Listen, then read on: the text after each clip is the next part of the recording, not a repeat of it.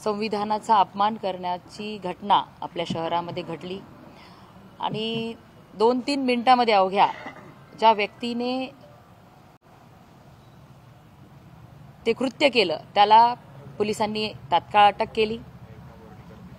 आरोपी अटकेमध्ये आहे, त्याच्यावर योग्य ती कारवाई होईल आणि संविधानाचा सन्मान आम्ही सर्वजण करतो। कधीही असं कृत्य कुणीही करता कामा नये। संविधानाला भारतीय जनता पार्टी, नरेंद्र मोदीजी, देवेंद्र फडणवीस साहेब आणि आम्ही सर्वच भारतीय जनता पार्टीचे कार्यकर्ते हे नेहमी आदर सन्मान आम्ही संविधानाचा करतो। संविधान गौरव यात्रा सुद्धा आमच्या भारतीय जनता पार्टीची काही दिवसांमध्येच निघणार आहे। अशा वेळी ती घटना घडल्यानंतर आमच्यासारखे संविधानाला मानणारी आणि जिल्हाभरातून सर्वच मंडळींनी ती घटना घडल्या आपल्या शहरातल्या सुद्धा व्यापारी बांधवांनी घटनेची तीव्रता लक्षात घेता आंबेडकरवादी बांधवांच्या भावना लक्षात घेता तात्काळ आपली सर्व दुकानं बंद केली 10 डिसेंबरला। परत परभणीतल्या सर्व मंडळींनी ठरवलं की आपण 11 डिसेंबरला ह्या घटनेचा निषेध दर्शविण्यासाठी परभणी बंदचं आवाहन केलं। त्याला सुद्धा सर्वांनी चांगला प्रतिसाद दिला। शांततेमध्ये परभणी बंद चालू होता। बौद्ध समाज नेहमी शांतता प्रिय राहिलेला आपण बघितलेला आहे। जिल्हाभरातल्या बौद्ध समाज आणि संविधानावरती विश्वास असलेल्या, संविधानाचा आदर करणाऱ्या सर्वांनी ह्या बंदला चांगला प्रतिसाद दिला। व्यापाऱ्यांनीही सुद्धा कडकडीत बंद सगळीकडे ठेवला असताना ह्या गोष्टीचा फायदा घेत जातीय तेढ निर्माण करण्यासाठी काही समाजकंटकांनी जो प्रकार शहरामध्ये केला तो निंदनीय आहे। खरं तर काल ही घटना घडल्यानंतर आपल्या जिल्ह्याचे खासदार बंडू जाधव साहेब व फौजिया खान यांनी जे स्टेटमेंट केलेत त्यांच्या स्टेटमेंटमुळे काही मंडळींनी हा प्रकार तर केला नसेल ह्याची सुद्धा सखोल अशी चौकशी झाली पाहिजे ही आमची मागणी आहे। आणि त्यांनी जे स्टेटमेंट केले की सकल हिंदू समाजाच्या मोर्चातल्या काही मंडळींनी हा प्रकार घडून आणलेला आहे असं त्यांनी बोललेले आहेत। जेव्हा की त्या मोर्चाला बौद्ध समाजाचा सुद्धा पाठिंबा होता, बौद्ध समाजाचे आमचे समाज बांधव त्या मोर्चामध्ये आमच्या सोबत प्रत्येक ठिकाणी प्रत्येक तालुक्यामध्ये आपल्याला पाहायला मिळतील। शहरामध्ये सुद्धा मोठ्या संख्येने समाज होता। काही भंतेजींनी सुद्धा ह्या मोर्चाला आपलं समर्थन देण्याचं पत्र सुद्धा आमच्याकडे दिलेलं आहे। आणि मग केवळ जातीमध्ये द्वेष निर्माण करणे, शांतता भंग करणे हा उद्देश ह्या एका जबाबदार व्यक्तींनी असं स्टेटमेंट करून लोकांच्या भावना भडकवण्याचं काम ही मंडळी करतात। आणि त्यांच्या स्टेटमेंटनी किंवा जे उद्रेक करणारा तुम्ही सर्वजण त्या दिवशी रस्त्यावर होतात, शांततेमध्ये सगळं चालू असताना 12-12:30 नंतर काही टोळक्यांनी, काही ग्रुपनी, काही लोकांनी हे जे काही प्रकार केलाय तो परभणी जिल्ह्यामध्ये, परभणी शहरामध्ये यापूर्वी आपल्याला कधी बघायला मिळाला नव्हता।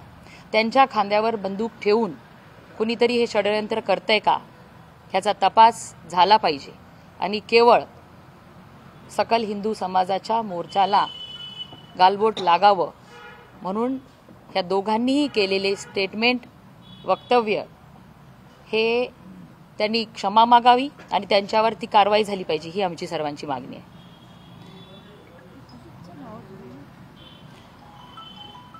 फौजिया खान यांच्यावरती गुन्हा दाखल करावा ही माझी मागणी आहे, कारण की त्या स्वतः एक महिला आहेत। 3-4 दिवसापूर्वी शहरामध्ये एका मुलीवर जी तिची छेड करण्यात आली त्याच्याबद्दल त्यांनी कधी काही स्टेटमेंट केलं नाही।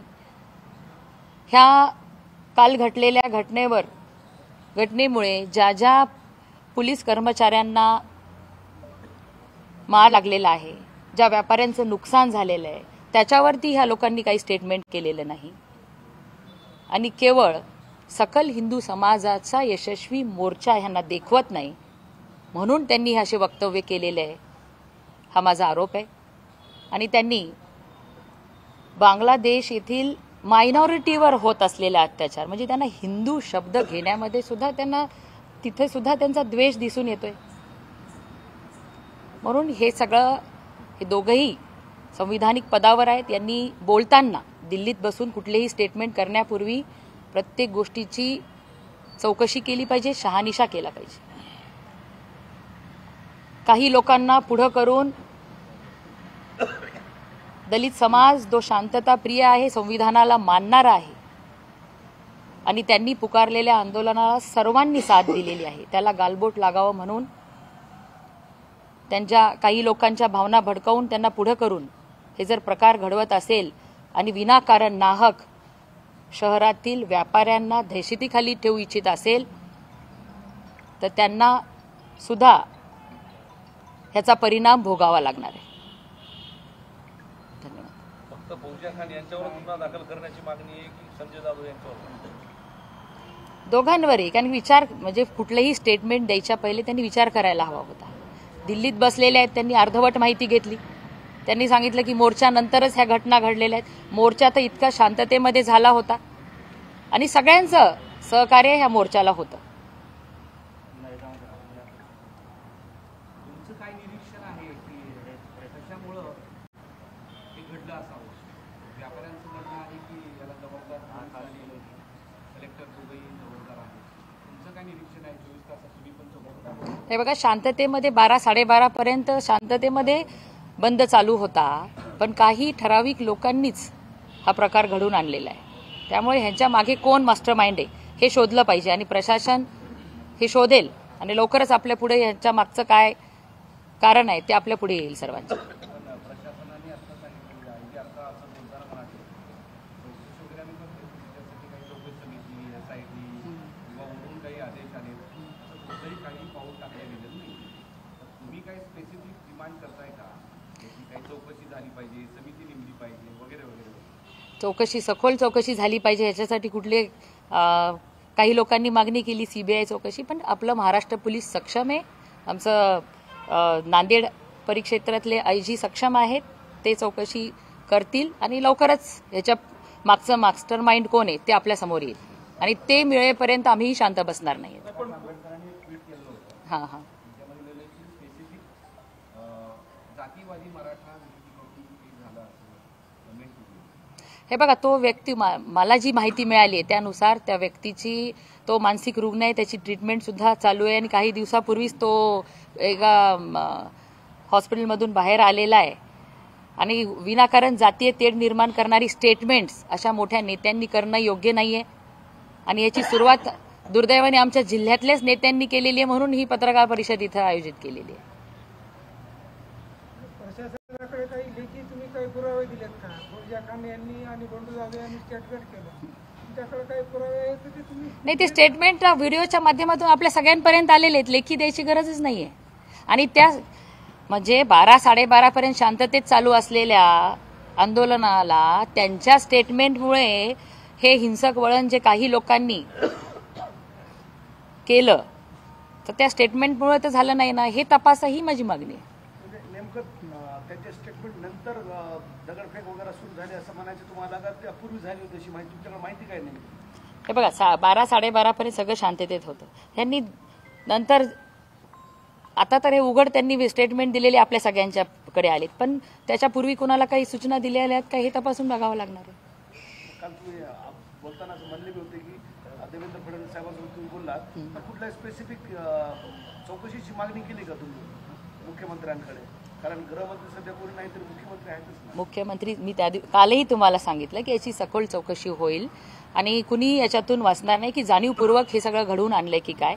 आणि विनाकारण आंबेडकरवादी लोकांना, दलित समाजाला गालबोट लागल असं कृत्य त्यांच्याकडून होणं शक्यच नाही.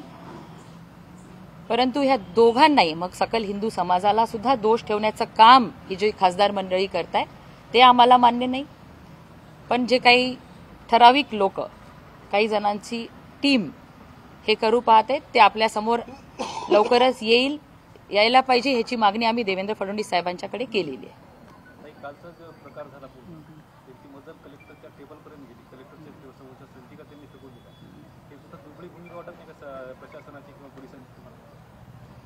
हे बघा, सगळं ठरलं होतं. शांतता कमिटीची मीटिंग झाली होती आदल्या दिवशी रात्री आणि फक्त एक निवेदन 12-12:30 पर्यंत प्रत्येकजण आपापल्या तहसील कार्यालयामध्ये देईल अशाच पद्धतीचं ठरलेलं होतं. त्यामुळे कलेक्टर आणि प्रशासन सतर्क नव्हते.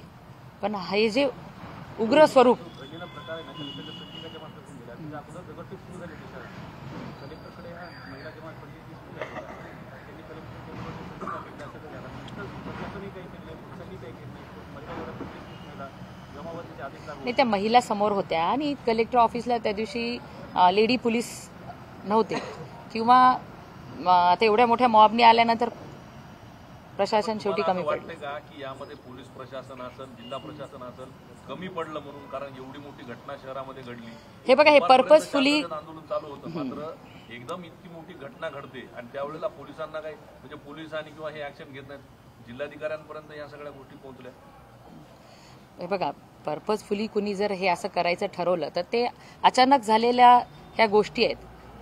त्यामुळे यंत्रणा सुद्धा तयार नव्हती. कारण की 12-12:30 पर्यंत सगळं शांततेत चालू होतं. त्यामुळे कुणी सतर्क नव्हतं आणि जेवढी यंत्रणा, पोलीस यंत्रणा आपल्याकडे अवेलेबल आहे ती सगळी रस्त्यावर होती.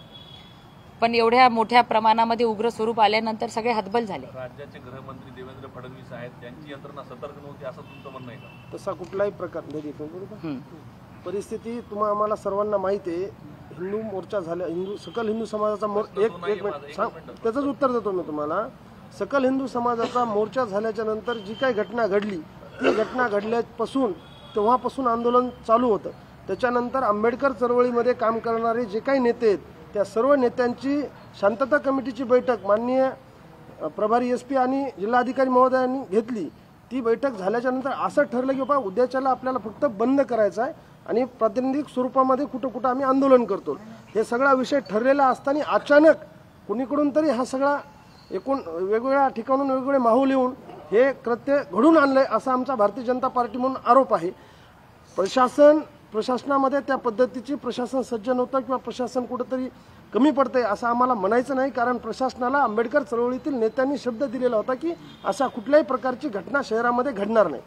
परंतु काही समाज कंटक लोकांनी, गावगुंडांनी हा प्रकार घडून आणला असा आमचा आरोप. आणि काही आंबेडकर चळवळीतील नेत्यांवरती सुद्धा दगडफेक झालेली आहे. आणि जे आंदोलनकर्ते असतात किंवा प्रोटेस्टर्स ते काही शस्त्र वगैरे घेऊन येत नाहीत, पण हे जे पाठवलेले लोक होते त्यामुळे ही तारांबळ उडालेली आहे. तेच म्हणतोय मी की इंटेलिजन्सचा रिपोर्ट असतो. आदल्या दिवशी जेव्हा घटना घडली, दुसऱ्या दिवशी काय होतं हे सगळं जिल्हाधिकाऱ्यांकडची यंत्रणा असेल, पोलीस अधीक्षकांकडची यंत्रणा आहे. ही यंत्रणा काय करत होती असा माझा विषय आहे की या एवढं सगळं होत असेल तर यांना माहिती असती ना, किंवा जरी समजा जरी शांततेचं आवाहन केलेलं असलं तरी सुद्धा काही होऊ शकतं हे साधारण व्यक्तीला कळतं, पोलिसांना कळत नाही. त्यासाठी अलर्ट होते, सगळे आपापल्या पेट्रोलिंग चालू होती, सगळं होतं. पण ह्यांनी कलेक्टर ऑफिसच गाठलं. तिथे तर महिला होत्या कलेक्टर ऑफिसला होत्या, पण शहरामध्ये जे जमाव फिरत होता. आयजी असं म्हणाले की ही परिस्थिती हाताळण्यासाठी पोलिसांना विलंब झालेला आहे, प्रशासनाला विलंब झालेला आहे. नाही, शहरात दंगे होत असताना हिंगोली आणि जालन्यावरून SRP मागवता आली होती, पण 4 वाजेपर्यंत SRP परभणीत दाखल झाली. नाही, 1 वाजेपर्यंत SRP फोर्स सगळा परभणीमध्ये दाखल झाला होता. पण लाठीचार्जचे आदेश वगैरे द्यायला थोडासा उशीर झाला. घटनेच्या दिवशी कलम 144 का लागू करण्यात आली नाही? जिल्हाधिकारी कोणाच्या आदेशाची वाट पाहत होते? जिल्हाधिकाऱ्यांनी वेळेवर आदेश दिले नाही. हे बघा, जास्त स्ट्रिक्ट ऍक्शन घेतल्यानंतर सुद्धा त्याचा वेगळा उद्रेक होऊ शकतो. कारण की कलेक्टर आयजींचं बोलणं झाल्यानंतरच ह्या सगळ्या ऍक्शन घेतल्या गेलेल्या आहेत. कारण की लोकल परिस्थिती सांभाळताना कलेक्टर आणि पोलीस प्रशासन ह्या दोघांचा समन्वय राहिल्यानंतर त्यांना जे योग्य वाटतं ते त्यांनी केलेलं आहे. राजकीय नेते आणि परभणीकर सुद्धा असा आरोप करत आहे प्रशासनावर की त्यांनी वेळेवर पाऊल उचललं नसल्यामुळे ही परिस्थिती. हा, साहजिकच त्यांना दिरंगाई झालेली आहे. पण यांनी एक स्टेप पुढे उचलली असती तर आणखीन वेगळा ह्या विषयाला वेगळं वळण लागू नये म्हणून त्यांनी खबरदारी घेतलेली आहे. काही ठराविक गाड्यांनाच टार्गेट केलं गेलं असं सुद्धा आरोप आहे. हो, मग ते हे बघा, हे करणारे, हे जे तोडफोड करणारे काही ठराविक लोकच होते आणि ते पोलिसांची यंत्रणा जे काही करणारे त्यांच्या सोबत होती का, किंवा मग त्यांच्या त्यांना काही माहिती होती का त्याच्यामुळे हे कुठंच लक्ष दिलं नाही, असं बी काही आहे का? नाही, तसं काही नाही. हे ठरणारे त्यांनी ठरवून हा प्रकार केलेला आहे. आंदोलन करणारी मंडळी वेगळी होती आणि त्या आंदोलनाला वेगळं स्वरूप मिळावं हे ठरवून आलेली वेगळी मंडळी होती. रात्री पोलिसांनी कोम्बिंग ऑपरेशन करून काही महिलांना मारहाण केल्याचाही आरोप काही लोकांनी केलेला आहे. दलित समाजातील लोकांनी केलाय की विनाकारण त्या लोकांना मारहाण केली. काय आली आहे का माहिती तशी? नाही, तशी माझ्याकडे कुणी काही म्हणलेलं नाही आणि पोलीस जे कुणी होते त्यांना काही मिळाले असतील एव्हिडन्स, त्याच्यानुसार ते तपास करत असतील.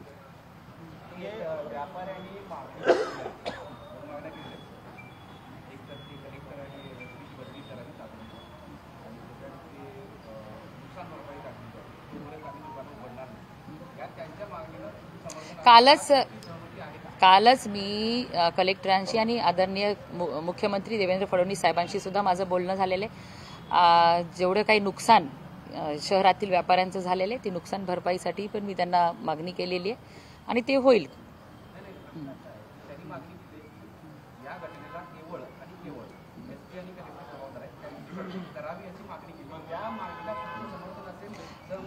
चौकशी अंती जर त्यांचा दिरंगाई किंवा त्यांचा ढिसाळपणा ह्याच्यात दिसून आला तर निश्चितच त्यांची बदलीच ते पात्र राहतील आणि त्यांची बदली होऊन जाईल. करणार का की हा जो दिरंगाईपणा झालेला आहे, 1 वाजता जमावबंदीचे आदेश लागले, परिस्थिती परवापासून रात्रीपासून 7 बसेस फोडलेल्या होत्या, मग हे विषय उशिरानं झालाय, दिरंगाई झाली असं म्हणणार नाही? सांगितलं की त्यांनी ही परिस्थिती आणखीन चांगल्या पद्धतीने हँडल करू शकले असते, परंतु त्यांच्यातला समन्वय व्यवस्थित न राहिल्यामुळे ही एवढी परिस्थिती झालेली आहे. त्यामुळे त्यांच्यावर पण चांगली कारवाई होईल. तोडफोडीचे जे व्हिडिओ समाज माध्यमांमध्ये व्हायरल झाले मोठ्या प्रमाणावर, त्यामध्ये जे अंडर 20 मुलं आहेत किंवा काही लहान मुली असतील लाठाकाठी आहेत, ते परभणी शहरातील नसल्याचा सुद्धा आरोप होतो. मग हे बघा, ज्यांनी हे महाराष्ट्रातलं आणि परभणीतलं वातावरण शांतता इथली भंग करायची हा उद्देश आहे, त्यांनीच हे सगळं घडून आणलं असेल. ते तपासाअंती सिद्ध होईल, सगळ्यांना आपल्या पुढे येऊन जाईल ते सगळं. 2 गोष्टी लक्षात याल्यात पहा.